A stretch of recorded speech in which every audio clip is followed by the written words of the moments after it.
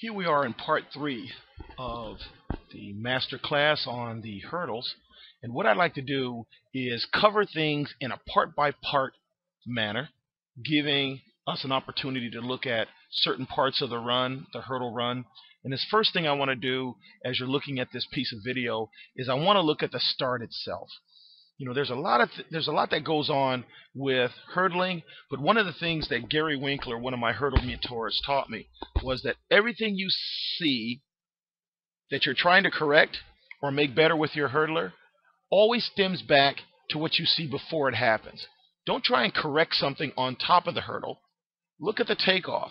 Don't try and cure the problems in a faulty takeoff. Let's look at the shuffle steps or the steps that lead up to it. Let's not worry about bad shuffle steps. Go back to the start. So here we have a sprinter. This is not a hurdler, but I love what she does, and I like the positions, and I like what she does in the first 3 to 4 steps. And in the first 3 to 4 steps of the hurdle acceleration should be just like a sprinter. This is one of the things I mentioned in the first 2 parts of this master class on the hurdles. No failed sprinters should be incorporated into your hurdle crew. If they can't sprint, they shouldn't be hurdling. Or if they can't sprint, help them to sprint. Get them to sprint. Train them to sprint. Develop their sprints. Get them stronger. Get them more powerful. Get them more elastic. Do all the things that you can to get them out of the blocks as best as you can. So what we're going to be taking a look at here is positions and pressure. As we're looking at this is a slow-mo view, and you're going to start to see a nice pressure from both feet coming into the blocks. The hands rise, and notice that the hips are constantly moving. With young, inexperienced sprinters, you will see this happen. You'll see the back foot move, but their hips won't move. But what you see here is, as soon as there's pressure against the blocks, you start to see the hips advancing past the start line. With poor starters, you'll see the foot already here having caught up with the hips. That means two things that should be occurring aren't occurring. One, both feet need to apply force against the block. Let's go back to the start position. And notice that you see both the heels squeezing against the blocks. Now, if you were in the weight room and you were doing a clean movement, or a snatch, or one of the Olympics, or if you were doing squats, you would never want to do those things or do those movements on the balls of your feet. But this often happens is that you're going to see clearance of the back heel and the block pedal. So when the gun goes off, the heel actually squeezes back in this direction. Now, a lot of coaches teach that, but why do 2 movements? One of which doesn't provide any block exit when one will suffice. So she loads her ankles into the blocks, which buys time for the right foot. Push, swing, swing, swing. Look at how the arms swing. Look at how you get big separation. And here is the moment. A lot of young people, as soon as they feel the foot release, want to put their foot on the ground. But the longer you push, the longer you can drive. If this knee was bent and she had finished her push, this foot would already commence to press down toward the track. Look at this big arm swing here. A nice drive here. Not so much over the head, I wouldn't advocate that, but she's putting a lot of force into these blocks. A nice high thigh, and we have to teach our sprinters. You run on your feet, but not with your feet. This is what you run with. You don't drive with your tires on your car. You drive on your tires. But the engine turns the crankshaft, which turns the wheels. This is the engine that turns the crankshaft, that turns the wheels. If you can look at it that way, you will then concentrate more on what's going on from the knee up when your sprinter comes out of the blocks. And remember, the reason why I'm spending so much time on this particular aspect is this is what's going to get you to the first hurdle without your hurdler having to stretch, without your hurdler having to bound to the hurdle, without your hurdler feeling as if they're not going to make it, so they open their stride. So notice we've got a nice big push. Notice how she leaves her toe behind, and she's just almost pointing back. See how her foot has left the block, her foot is in the air. Look at how her body continues to move away from the start line. As her foot starts to move toward the ground, her thigh is going to press back in the direction of the blocks.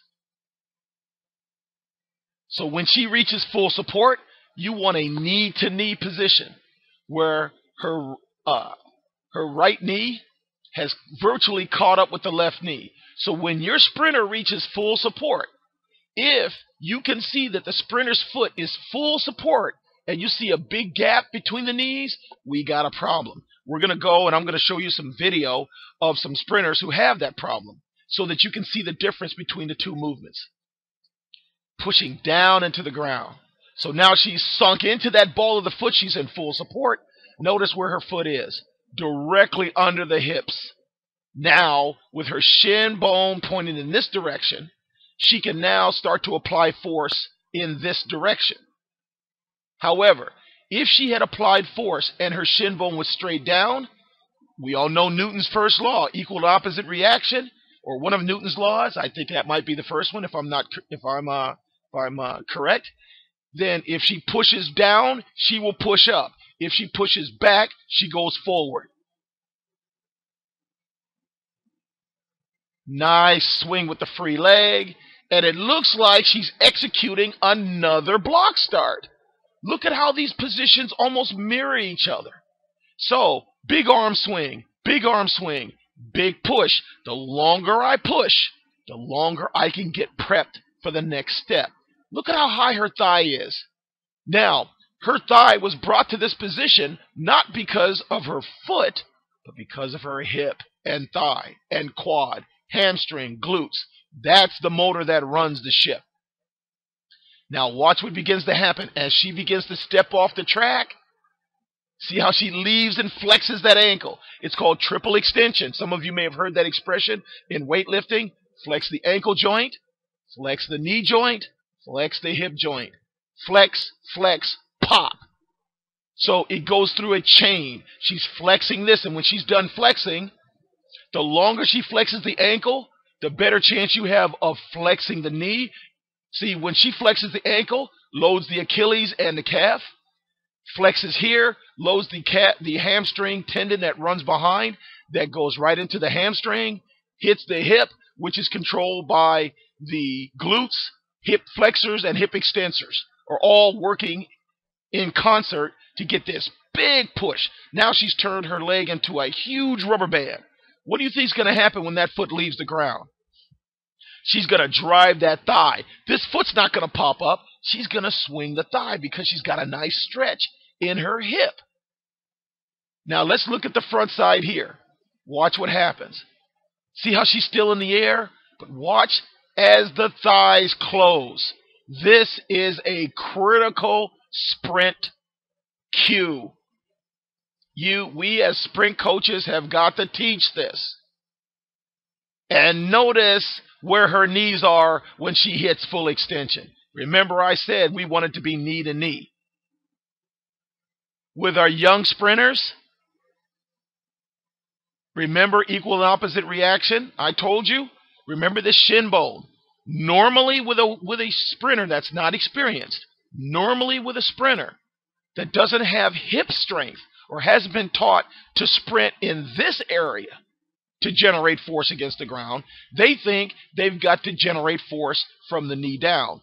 Look at where this shin bone is. I told you a little while ago, if the shin bone's pointed straight up and down, she's probably going to push straight down. Why doesn't this sprinter do it? Because she understands the dynamics of the sprint start coming from her hips.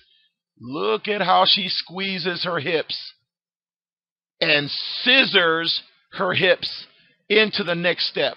Now, once her foot hits the ground here, she can begin to keep her hips moving. However, if her foot had landed here, See this split? You cannot push until your foot gets under your hips.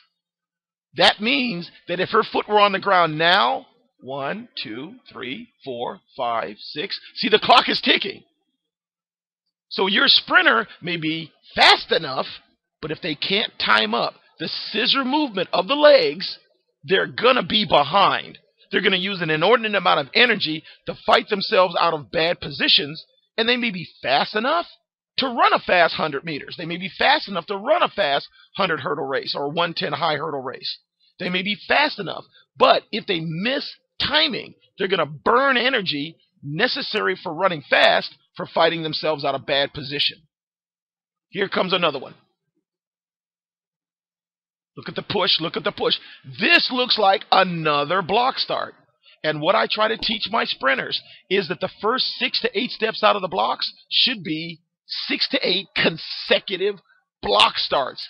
Push, push. You should imagine that there's a little block plate here that you had to jump to. That when her foot lands, there's a little block plate here for her foot to land on and push through. Again, here comes the big extension. Look at how she leaves that toe behind. Let's go back and look at that. Focus your attention here on her ankle. Watch how she flexes the ankle and leaves that leg behind. This is acceleration. But you know what our kids make the mistake of?